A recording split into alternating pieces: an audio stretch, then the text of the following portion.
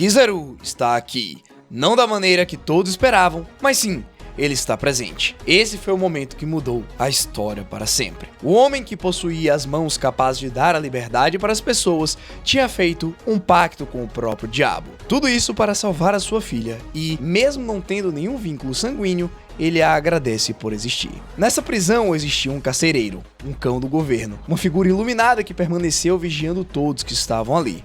Porém, em algum momento, algo mudou. Com apenas um flash na memória, vemos 5 pessoas que pareciam nacamas, se divertindo e dançando aos sons dos tambores da libertação. Como já imaginávamos, temos a continuação dos acontecimentos no Laboratório de Pesquisa Científico da Marinha, o lugar que mais tarde seria chamado de Egghead. Logo de cara vemos um homem conhecido por ter sido um dos maiores empecilhos do Chapéu de Palha, Kizaru. Ele foi até o laboratório por ordem do Saturn e junto dele estavam alguns marinheiros, como por exemplo, o agente da SWORD, X-Drake. Por mais que isso esteja se passando há uns 6, 7 anos atrás, é muito importante observarmos como o Borsalino já estava vinculado de alguma forma ao J. Garcia Saturn. Assim como vimos no capítulo passado, o deus guerreiro da defesa científica estava ouvindo tudo. E da mesma forma como foi feita no presente, ele resolveu enviar o Almirante da Luz como medida de contenção. Ao chegar na ilha, o Kizaru afirma que está lá por conta do trabalho e ainda dá lição de moral no Vegapunk. Não acredito que você deixou essa passar. Você realmente deveria ter checado tudo quando se mudou, né, Vega? Ai, velho burro.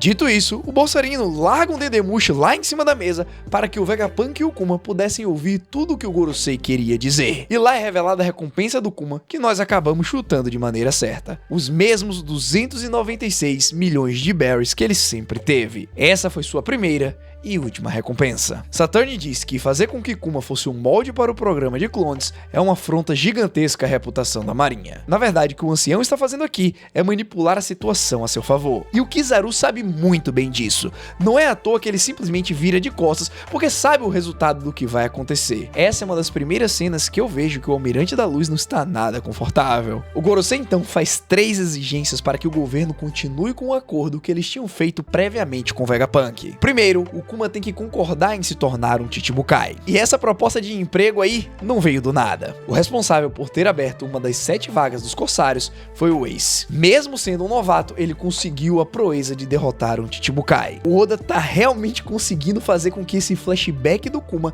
seja uma torrente de emoções para a gente. Já é muito bom poder rever o Ace, mas descobrir que ele derrotou um Corsário é melhor ainda. Mas claro que devido a seus poderes de Logia, ele não deve ter tido tantos problemas. E o legal de tudo isso é que poucos anos depois, o seu irmão derrotou o Crocoboy, que era um outro Chichibukai, só com os poderes de borracha na época. Seguindo, temos a segunda condição. Kuma tem que passar por um procedimento para se tornar uma arma humana que irá lutar a favor da Marinha. Basicamente foi aqui que veio a proposta do bucaneiro se tornar um ciborgue. Saturn diz que o Kuma irá se tornar o modelo ideal do medo para lutar contra os piratas. E é aqui que nesse momento eu não consigo deixar de sentir um aperto no coração. A pessoa que possui os ideais de viver em paz e salvar as pessoas estava recebendo a proposta de se tornar uma arma de destruição, com o principal objetivo de infligir medo nos inimigos. O Kizaru até brinca dizendo que seria bom ter o Kuma do lado deles. Porém, Kuma é diferente. Ele não é igual aos outros piratas. Até porque ele é um bucaneiro e tem um certo passado com o exército revolucionário. Então, pensando nisso, o Saturn argumenta dizendo que precauções precisam ser tomadas para que Kuma jamais traia o governo. E graças a esse argumento em específico, surge a terceira exigência. Kuma vai precisar abrir mão da sua liberdade e da sua consciência. Observem bem esse quadro. A expressão da pessoa responsável por grande parte das catástrofes que vimos nas últimas semanas. Com seu rosto coberto em sombras, o Gorosei faz essa exigência sabendo que era checkmate. O que vemos a seguir é um Vegapunk cheio de raiva. Eu devo admitir que eu jamais imaginaria ver o cientista saindo do controle da maneira como aconteceu aqui, principalmente porque ele está afrontando um Gorosei. O Tio Punk declara que tirar a humanidade de um ciborgue é a mesma coisa que matar a pessoa, pois afinal de contas, não restaria nada além de apenas um robô. Em resposta a esse escândalo, Saturn diz que Vegapunk não tem direito de replicar e que se o Kuma realmente deseja salvar a filha dele, ele precisa aceitar as 3 condições. Afinal, é um preço baixo a se pagar e acima de tudo o governo não tem nenhuma obrigação de ajudar a Bonnie. Na sequência então, vemos Kuma com as mãos no rosto, com uma expressão pesada, parecendo que iria chorar. Porém, enquanto Vegapunk continuou discutindo com o ancião, o bucaneiro interrompeu e pediu por favor para que tudo fosse feito. E naquele lugar, sentado, se tremendo, ele começa a chorar. Não era um choro de tristeza ou de pesar, era um choro de alegria e de alívio. Sua expressão é a mais serena possível. Com essa expressão, Kuma revela que se sente muito agradecido e que aceita qualquer destino que lhe for imposto, contanto que a sua filha seja salva. Kuma parece tão puro nesse quadro que até mesmo o Vegapunk se emocionou. Em contrapartida, Kizaru apenas ficou muito desconfortável com a situação e abaixou seu chapéu. Mas realmente, essa pessoa é um verdadeiro símbolo da libertação. Ele está chorando de felicidade por ter achado a cura para sua filha, mesmo que isso vai te custar a sua própria existência. Na sequência, vemos Bonnie brincando com Setomaru. Ela não faz nem ideia do que vai acontecer. A pequena garota só está curtindo o seu momento enquanto as negociações continuam. O Gorosei pergunta quanto tempo vai durar até que as modificações no Kuma sejam concluídas e que sua filha esteja curada. Vegapunk então explica que para Bonnie será necessário 6 meses para tratar as escamas de Safira, porém, depois do procedimento será necessário que ela se cuide por mais 1 ano até que possa se expor à luz natural novamente. Ou seja, mais ou menos aí 1 ano e meio até que ela esteja 100% curada. Já para o Kuma, Vegapunk afirma que levará no mínimo 2 anos. Ao mesmo tempo que seu destino está sendo selado, o bucaneiro continua chorando de alívio por saber que sua filha estará curada até que ela complete os seus 10 anos de idade. Afinal, era exatamente isso que ela esperava. Mesmo com tudo isso acontecendo, o Saturn não deixaria fácil a situação de ninguém por ali. O ancião argumenta que não existe garantia que depois que a Bonnie esteja curada, Kuma resolva se revoltar. Com isso em mente, Saturn diz que vai levá-la em custódia como garantia e que ela estaria livre depois que o procedimento de remoção da personalidade estivesse concluído. E a reação que o Vegapunk teve foi a mesma que eu tive quando eu li essas palavras. Ao concordar com isso, Kuma nunca mais conseguiria ver sua filha depois que ela estivesse curada. De fato, como eu disse anteriormente, acho que eu nunca vi o tio Punk tão alterado dessa maneira. Saturn então finaliza dizendo que qualquer contato entre o bucaneiro e sua filha está proibido e caso haja algum sinal de traição, ele irá se assegurar que Bonnie passe o resto da sua vida como escrava. Isso aí pegou na ferida do Kuma. De todos os inimigos que o Grande Urso já teve, a escravidão é o que mais lhe tira do sério. Afinal, ele nasceu sendo um escravo e lutou pela liberdade não só dele, como de várias pessoas. Saturn sabia o que estava fazendo. Todo esse jogo psicológico foi para colocar Kuma contra a parede e para que ele não tomasse nenhuma decisão que prejudicasse o governo. E no final, realmente deu certo. Pela cara do Kuma, ele sentiu o peso de tudo o que estava acontecendo e sabia que qualquer coisa que ele fizesse ia resultar em sua filha sendo uma escrava, algo que ele jamais se perdoaria. Então, pensando nisso, ele rapidamente aceita, mas faz um pedido. Ele solicita que Bonnie nunca saiba da verdade e que depois da cirurgia ela seja mandada para o reino de Sorbet. Assim ela poderia estar em um local conhecido ao invés de uma instalação cruel do governo. O ancião não vê nenhum problema em aceitar, afinal qualquer lugar serve, contanto que o governo consiga supervisionar. Mas agora parem e observem mais uma vez o Kizaru. Sua cabeça está baixa, sua expressão continua pesada. Mais uma vez, ele aparenta não estar confortável. Na sequência, Kuma conta as novidades para Bonnie. Ele disse que foi diagnosticado com uma doença e precisa fazer exames, e que para isso eles vão ficar pelo laboratório pelos próximos 6 meses. Claro que a pequena criança iria ficar feliz. Ela já havia passado um longo tempo longe do seu pai. Qualquer coisa que fizesse eles terem mais momentos juntos só iria lhe fazer sentir bem. No momento em que tudo ficou acertado, Stella mudou rapidamente. Ele começa a ficar doido, a escrever a uma velocidade absurda. As suas ideias começam a surgir e a empolgação toma conta dele. E é nesse momento que ele percebe que não tem tempo para parar e que seria muito bom que existissem mais 5 dele. Vocês sabem o que isso significa, certo? Provavelmente durante o projeto pacifista, ele notou que era muito importante que ele continuasse fazendo as coisas sem que precisasse ser interrompido. É daí que, junto com a pesquisa de clones, ele conseguiu separar suas emoções, criando assim os satélites que conhecemos muito bem. Então, vemos que pai e filha iniciam suas operações. E, enquanto o tempo passava, muitas coisas aconteceram. Bonnie continuou brincando com Sentomaru e até mesmo desenhou algo que será muito importante no final desse capítulo. Kuma e sua filha passaram por muitos momentos juntos. O bucaneiro ajudava em tudo que podia na ilha. Afinal, ele tinha uma força tão gigantesca que possivelmente ele conseguiria construir Egghead sozinho. Até que um dia um navio de suprimento chega. E essa é a parte do capítulo pra mim que foi impagável. No momento em que eu prestei atenção nessas próximas páginas, meu coração acelerou e lágrimas começaram a escorrer dos meus olhos. Depois de firmarem um acordo, um período de paz reina sobre eles. Parece que nada tinha acontecido. Nós vemos Vegapunk, Sentomaru, Bonnie, Kuma e Kizaru passando um tempo juntos. Eles estavam praticamente festejando e comendo. O Botzarino sempre foi um personagem que nunca foi bom em expressar o que está sentindo. Talvez ele esteja inclusive escondendo de maneira proposital, mas observem a sua expressão. Enquanto ele está macetando um pedaço de pizza, ele parece de certa forma confortável e alegre. Só que o quadro a seguir é o que fez realmente a minha respiração parar. Os 5 estavam festejando e dançando aos sons dos tambores da libertação. Eu até entendo o Vegapunk participar, mas o Kizaru, por essa ninguém esperava. No capítulo 253, durante o arco de Skypiea, nós vimos os Chapéus de Palha dançando e festejando junto do povo de Xandia. Lá, as silhuetas deles se mexiam ao som dos mesmos tambores da libertação que estamos vendo agora. Nesse momento, nós vemos companheiros, amigos se divertindo em um momento que representa a liberdade, a pura alegria que é constituída da esperança que Nika representa. Da mesma forma que vimos os Chapéus de Palha lá em Skypiea, os 5 estão em sintonia enquanto dançam. E isso é muito interessante. Desde que o Saturn deu a ordem de matar o Vegapunk, o Kizaru não estava sendo ele mesmo. Em nenhum momento pareceu que ele estava realmente levando sua missão a sério. Ele nem sequer chegou a lutar a sério contra o Luffy. O Almirante errou todos os seus ataques e no final chegou a ser nocauteado com apenas uma habilidade. Poderíamos ter aqui a possibilidade do Kizaru ter ido de encontro às ordens do ancião. Por possuir uma justiça duvidosa,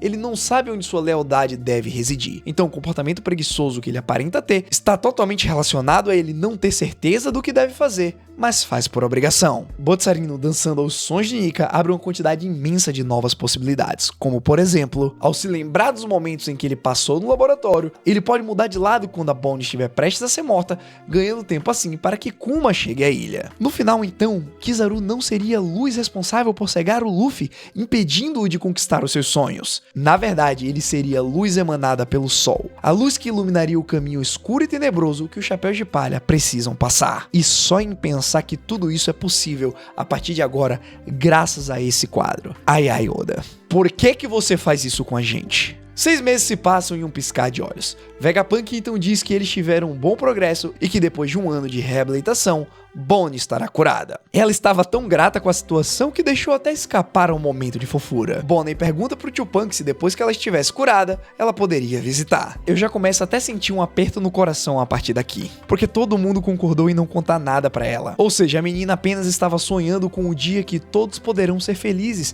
e que ela poderá sair por aí se divertindo. De volta ao reino de Sorbet, Bonnie já chega dizendo para todos sobre como ela estaria curada em um ano. Claro que todo mundo fica super feliz e empolgado. Até que a rainha Konen chega na igreja e diz que está tudo bem, que a partir daquele momento todos cuidariam da pequena. Kuma pega sua filha no colo e diz que não voltará tão cedo, mas que escreverá cartas e diz que da próxima vez que se encontrarem, eles navegarão pelo mar juntos. Afinal, essa é a promessa que os dois fizeram quando Bonnie era mais nova. Sempre foi o sonho dela conhecer todos os lugares possíveis. Mesmo dizendo isso em voz alta, Kuma pensa consigo mesmo que realmente seria bom caso isso pudesse acontecer. E prestem atenção que mesmo a sua vida estando prestes a acabar, ele não demonstra um sinal de arrependimento. Sua filha está curada e é isso que importa, mas claro que eu não consigo deixar de sentir pena dos dois, porque já sabemos como tudo vai acabar. Realmente, eles não tiveram a oportunidade de viajar juntos. E o ódio que a Bonnie tinha do Vegapunk agora é realmente explicado. Afinal de contas, ela nunca soube de nada. É realmente bem plausível que ela pensasse que o cientista tinha transformado o pai dela em uma máquina sem consciência. No meio da despedida dos dois, aparece uma pessoa. Uma bela mulher que é apresentada como um agente da CP8.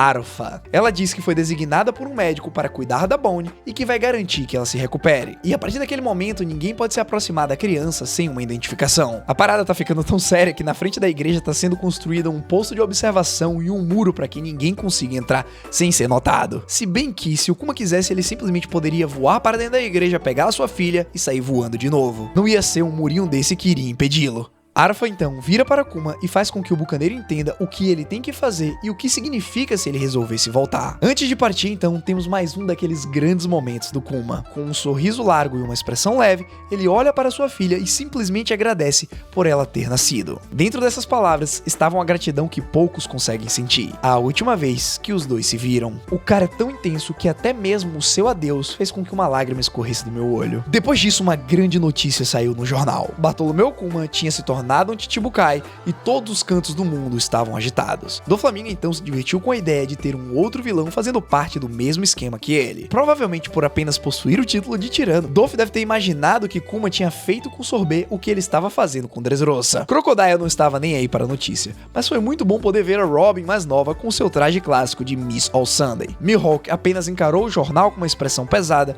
enquanto ao fundo alguma coisa pegava fogo. A Alvida apareceu no meio de todos esses Chichibukais, o que realmente não faz sentido se você olhar rapidamente. Mas então, se pararmos para analisar o que ela estava dizendo, aí começamos a entender que isso pode ser uma mensagem oculta do próprio Oda. Ela disse que o Kuma parece tão grande quanto o Barba Branca. Ou seja, pode ser que talvez, apenas talvez, isso seja a maneira do Oda expressar que o Barba Branca poderia também ser um bucaneiro, assim como Kuma. No próximo painel vemos exatamente ele, Edward Newgate com Ace em primeiro plano, e lá atrás estavam Jinbe, Marco e Teach. Ah, cara, como eu tenho uma sensação boa, é muito legal a gente poder ver o Ace mais jovem e ainda mais tirando sarro da situação na qual ele foi o responsável. Afinal de contas, essa vaga de corsário não estaria livre se ele mesmo não tivesse derrotado a pessoa, que por sinal eu estou muito curioso para saber quem é. E é interessante ver como todos ali eram muito próximos, até mesmo o Barba Negra parecia um leal pirata da tripulação do Barba Branca. Jinbe, que estava com o jornal na mão,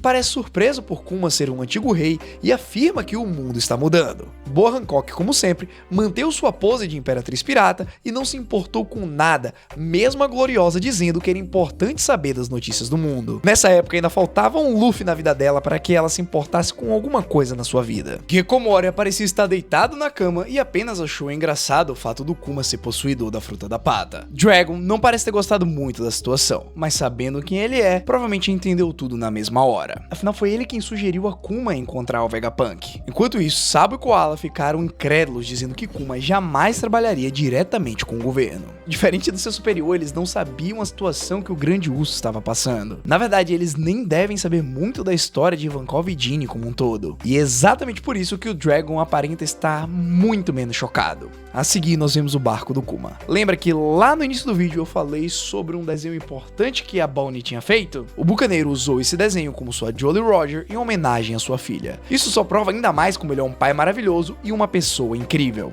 Ele sempre prestou atenção nos detalhes. A seguir, vemos Kuma escrevendo uma carta para Bonnie, contando como estava sendo sua aventura, mas claro que isso não passava de mentiras. Enquanto ele dizia que estava buscando lugares interessantes para irem juntos quando ela fizesse 10 anos, na verdade ele estava em missão, realizando alguma coisa para o governo mundial. E por incrível que pareça, ele estava chegando em um lugar que conhecemos muito bem, Reino de Goa, lá na Ilha Fuchsia. E para chamar ainda mais atenção, vemos o jovem Luffy poucos anos antes da sua aventura começar. Naquele momento ele estava se divertindo porque tinha irritado um tigre.